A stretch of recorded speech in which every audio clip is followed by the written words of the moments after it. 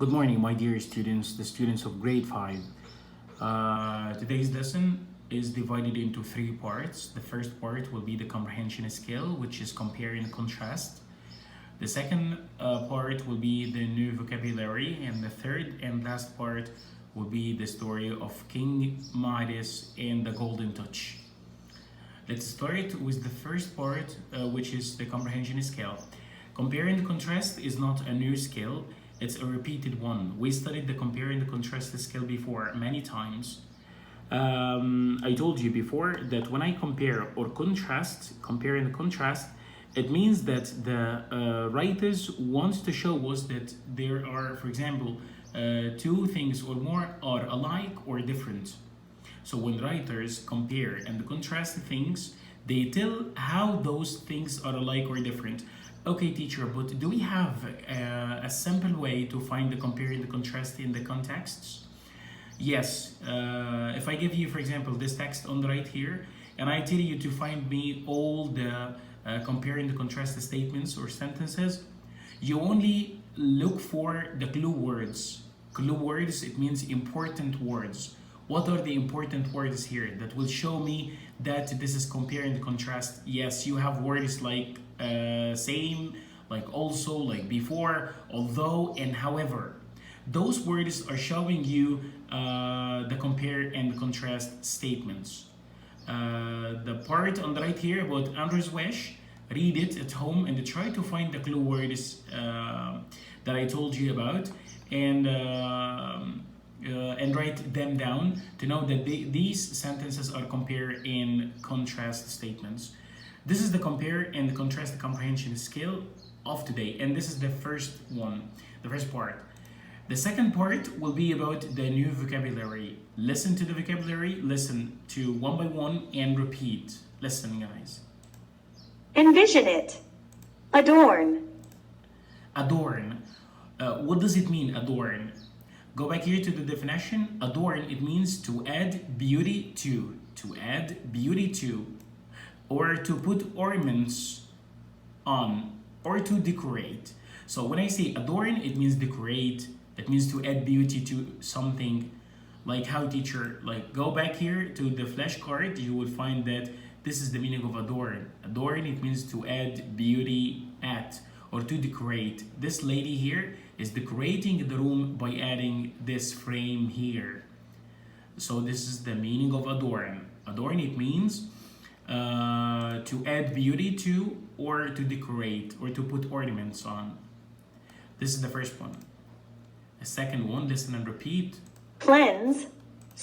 Cleanse. What does it mean, the word cleanse? Yeah, cleanse, it means to make clean. To make clean. This is the meaning of cleanse, like this one in the flashcard. Check this one. Yeah, the person here is doing that cleanse. Cleanse, it means to clean his hands. He's cleaning here his hands. So this is the meaning of cleanse. Cleanse, to clean something. To clean something. The next one. Spoonful. Spoonful. Spoonful, it means what? Spoonful, look at the comprehension here. Look at the definition here. Spoonful, it means as much as a spoon can hold. When I say a spoonful, as much as a spoon can hold. Like when I say, for example, a handful. A handful, if I drop a spoon here and I put hand, it will be handful. Handful, it means as much as the hand can hold. Okay, it's the same. So a spoonful, it means as much as the spoon can hold. This is a spoonful. And the flashcard.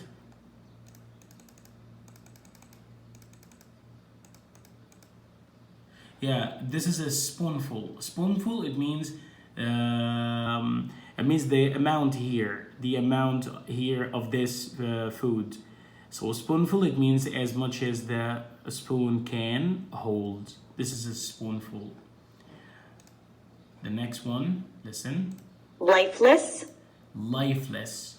Lifeless. Look at the definition. Lifeless, it means without life. Lifeless, it means without life, without life. So when I say a lifeless toy, it means a toy that is without life. And the flashcard,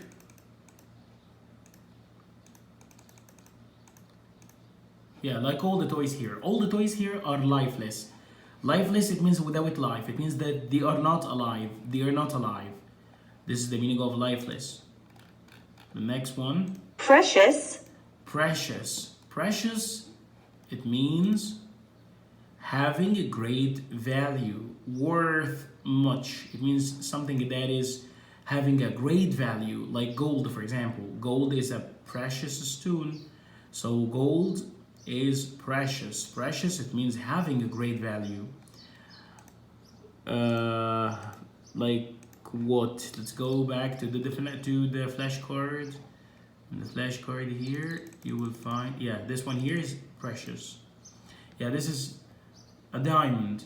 This diamond here is precious. Precious, it means it is having a great value. The next one. Realm. Realm. Realm, it means what?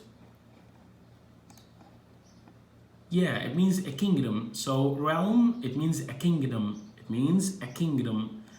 And here is the flashcard. Yeah, this one here.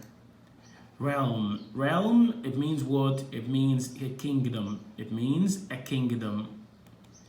Go back again to the definition. Now we have finished all the vocabulary. Listen to the vocabulary one by one and repeat. Listen. Adorn. Cleanse. Spoonful. Lifeless. Precious. Realm.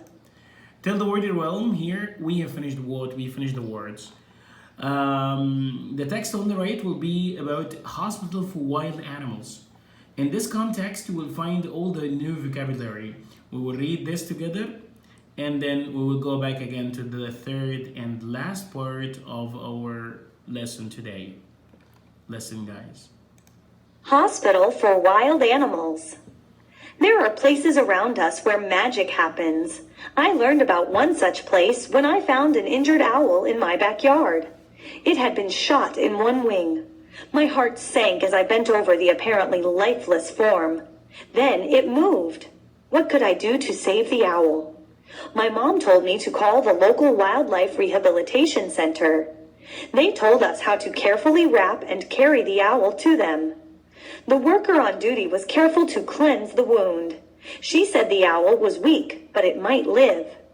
Over the next few weeks, I visited this magic realm every day and saw kind people helping foxes, raccoons, and birds of all kinds. Soon the helpless owl was ravenous and ate its first spoonful of meat.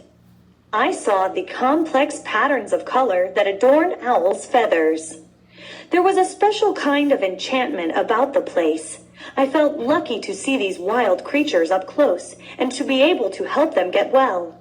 It is good to know there are people who realize that the lives of wild things are precious.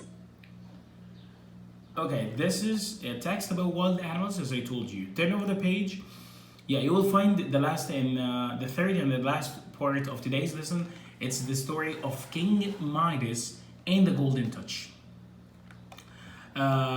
Before starting the story, you have to know the genre. The genre of this story is math, or here it's mess, and mess are tales that handed down by word of mouth for generations. It means that when I have a math, it means a story that my grandfather, for example, or my father told me, and my father is told this story by his father, and his father is told this story by his father, like this.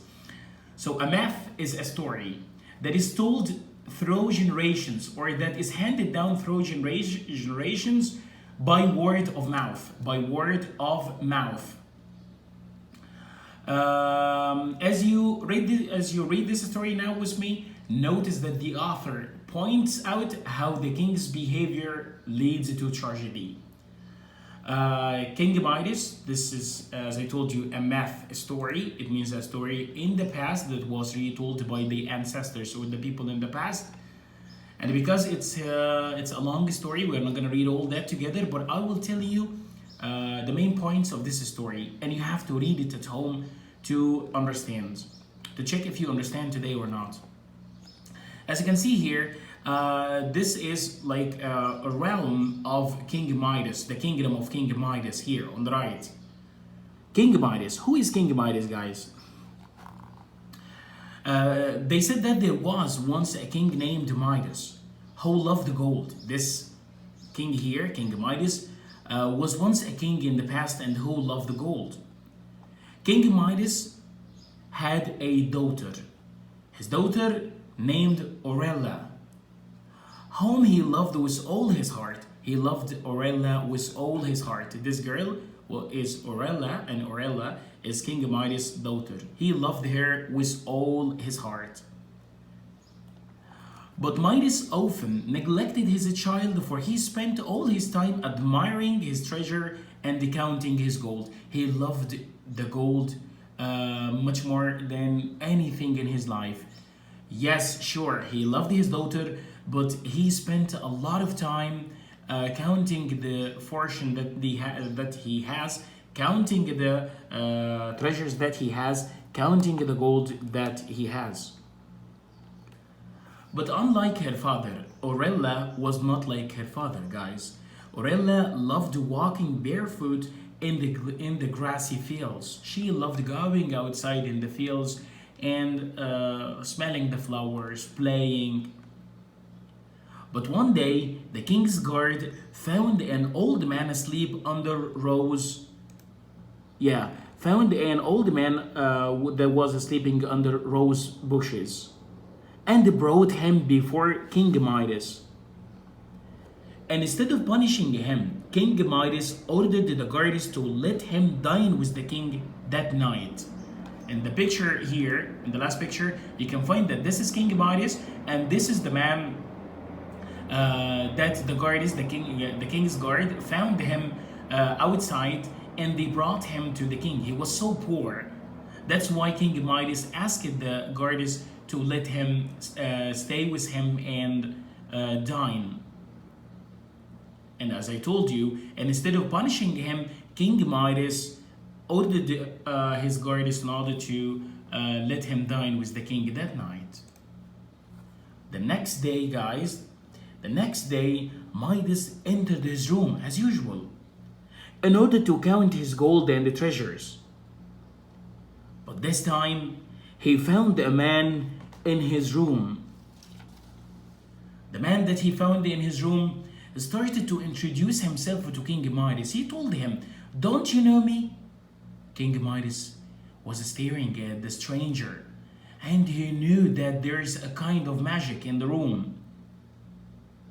But the stranger introduced himself to King Midas by telling him, "Don't you know me, King? I am the poor man, the one that you let him dine with you yesterday. I came for you today in order to grant a wish for you. You wish for me something and I will grant it. I will do it." And the stranger started to looking over the room, looking in every place in the room, and he found that the room was full of gold. He told the King Midas that, "But King, I think that you do not have any wish. You have all the gold here. You have a lot of treasures." But King Midas answered him, "Oh, do you think that I don't have a wish? No, I have." And he told him that what?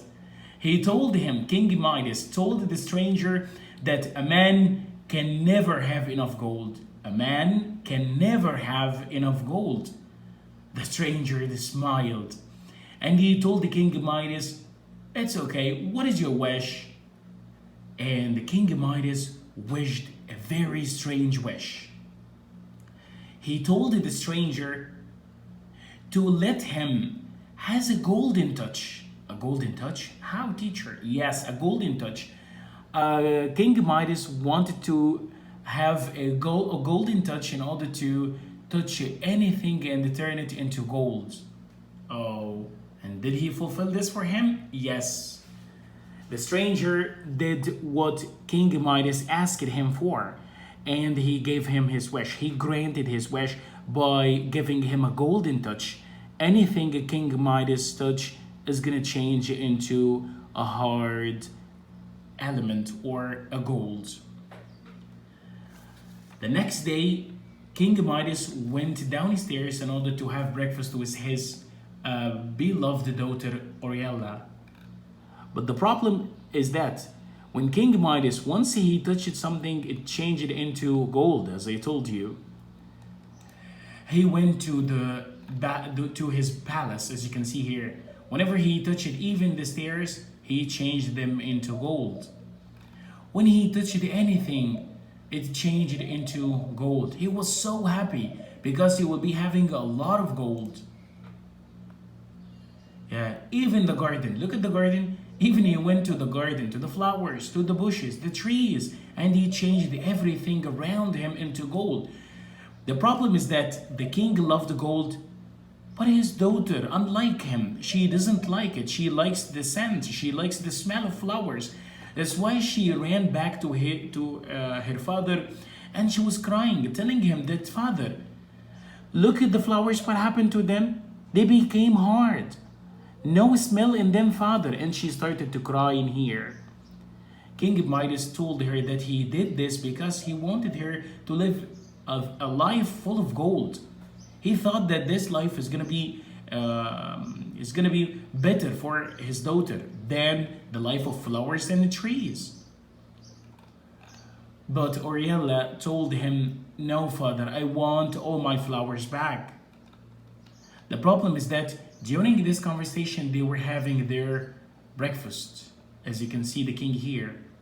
Once the king touched anything, it changed it into a hard object. It changed it into a golden object.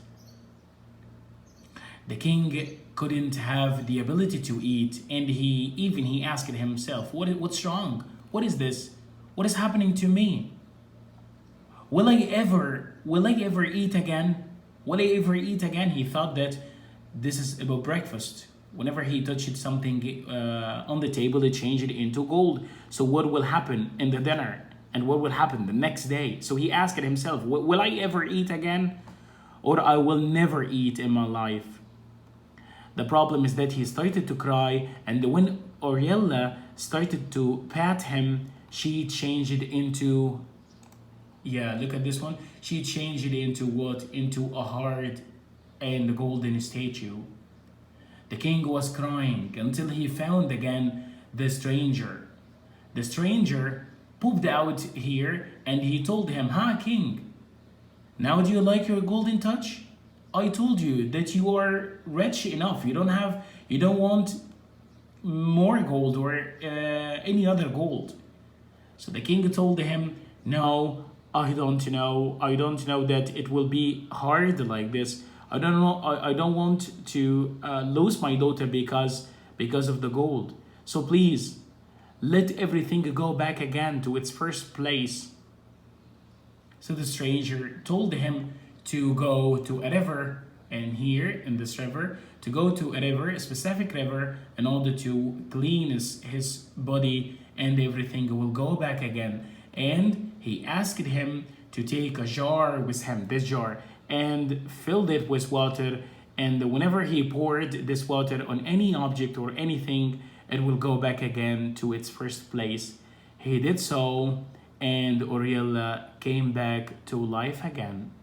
This was the story of King Midas and the Golden Touch. I hope everyone enjoyed the story. Read it, guys, at home.